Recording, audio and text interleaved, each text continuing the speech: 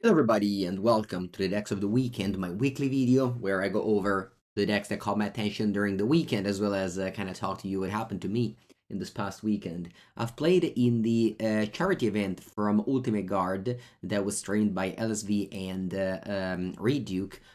Day one was Historic Brawl, a format I've never played. I actually won every matches in my league to get to the top 8. I was playing Thalia, that my friend, co-host Anthony Lee passed to me. You can get the alternative text on Twitter if you find this video. If you play this format, this deck is very good. I have not lost on the ladder yet. So just literally, I haven't lost yet with this deck. Very good. But then the top eight was the day two was standard. I was playing Esper and I got crushed by Nassif on the domain ramp, which is kind of like an unbeatable matchup. So that's okay. I take it. But then Nassif was double queuing and he made a fantastic result, top 8ing the MGTQ, which is now over 300 players, 9 round tournament with a brew of his, which is this blue-red and soul artifact deck.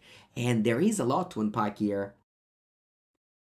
I played this deck this morning on stream, so it will go up on the next days on my channel, and it was actually impressive. I was surprised by how much burn power you have with 4 God Blast, 4 Bolt, and 2 Shrapnel Blast. Also, the Ensoul Artifact just are unbeatable for many decks in the format. Ensoul Artifact and Rise and Shine, they're both very similar.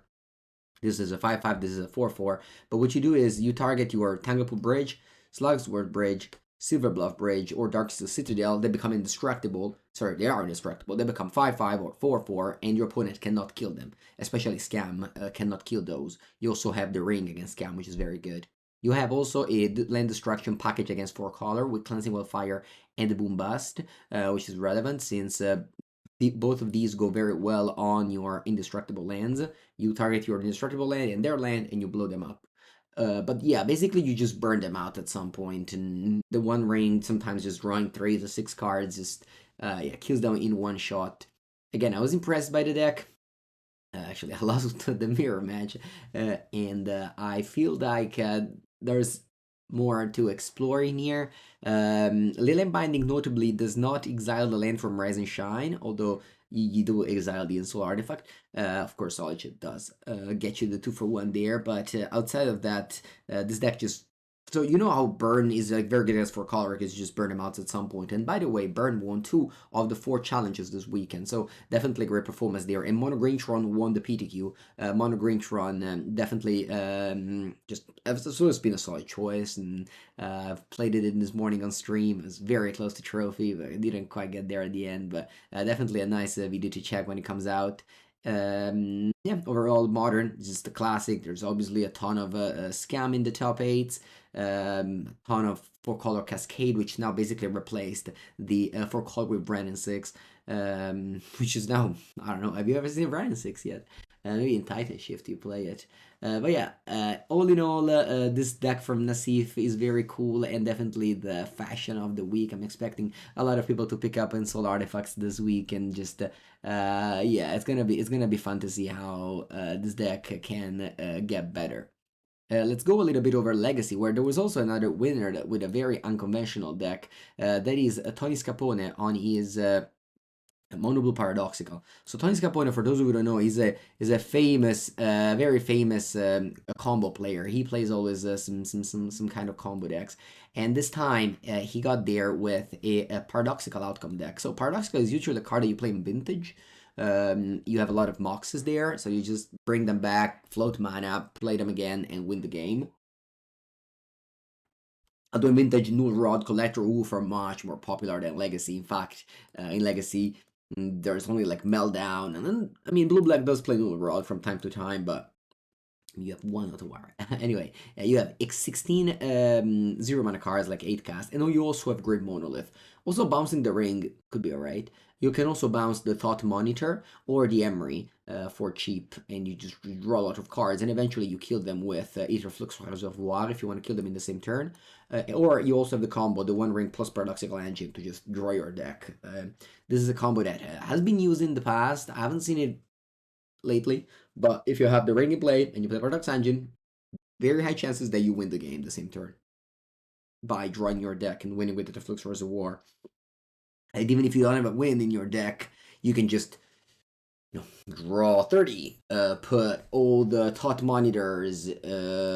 I guess there's not that much power in the deck, huh? Yeah, you really need to win with the Flux Reservoir. I was thinking, like, you put all the thought monitors, the Kappa Cannoneer, and you pass. Because I say that because in the final of the Sunday Challenge, Players Capone beat another paradoxical deck, but a more fair one, the one with Patchwork Automaton and such. And again, if you go to MTGO decks, you can find this all. But I'm always here to kind of go through you explaining but yeah, it's Swifty time. Always plays 8 cast and got there 2 Chalice of the Void, 2 Hull Breacher, 3 Kappa Cannoneer, 4 Patchwork, 1 Thought Monitor. Yeah, kind of like not a conventional list, but definitely something interesting. And this deck doesn't have any card in the reserved list.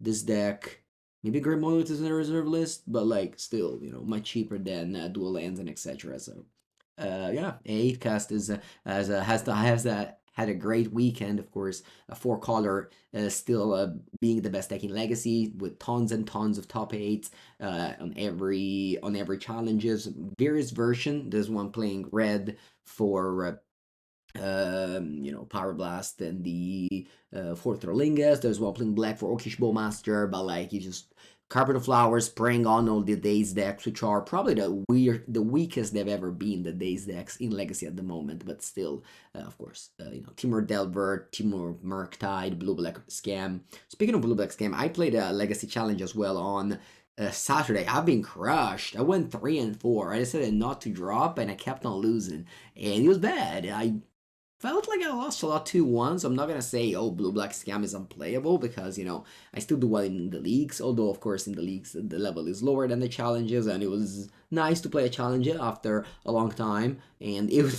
super poorly, so I still don't know exactly what to play at the Eternal Weekend. I don't want to play for color just because I just don't want to live with that fear of drawing and pressuring my opponent into playing faster. I just don't want to do that. So I'll probably play something like Scam regardless. Maybe I can try 8 cast. But yeah, that's definitely I'm a little bit lost in Legacy still. And the thing that weekend is not this weekend, but the one after. This weekend I have a modern RCQ in Europe. We can play even if you're already qualified, and yeah, I will try that for the final format of the deck of the weekend. I'm gonna go to Pioneer because a popular content creator, Claudio H, qualified to the PT in the Brazilian RC with blue white control, and I know how people love blue white control. So here we are. Again, follow him on Twitter. He posts a lot of content about Pioneer if you like Pioneer, and he's probably one of the few people that still wins with this deck. There's a copy of Quick Study in the deck. What else do we have? We have, yeah, honestly, just your very classic blue eye control. I guess change the equation is something important to see here, but overall, Blue White Control does well. Boris Convocal, I think, won that RC with another copy in the top 8. A lot of Boris Convokes as well, doing well in Pioneer. Kind of like, and it's getting another tool, I think, with a new set, which is coming out this weekend. Yeah, this weekend on their spur release. So, new cards will be legal, Cavern of Souls, ready to change the equation and make this appear less good than they were, but still, probably this deck is still good against creature decks. Even if you can't counter the creatures, you will, still be happy to play against the Cavern of Souls deck. Anyway, thank you so much for watching. As always, we'll have the podcast out tomorrow, the day after, and then one single Magic Online gameplay of a league every day. I know that's a lot of content for many of you, and I'm happy to read that you guys enjoyed this lighter content for 10 minutes of just talking. But I just like to stream every day, and I like to upload those stream on YouTube to keep the content going. And thank you so much for watching, and I'll see you next time.